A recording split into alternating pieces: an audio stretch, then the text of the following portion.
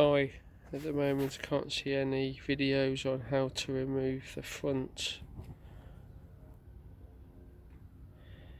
and rear wheels and tyres. First of all, you got to remove the exhaust. So first of all, you got to remove the exhaust, and that's 4 12mm, 2 bolts and 2 nuts. Manifold, which are these.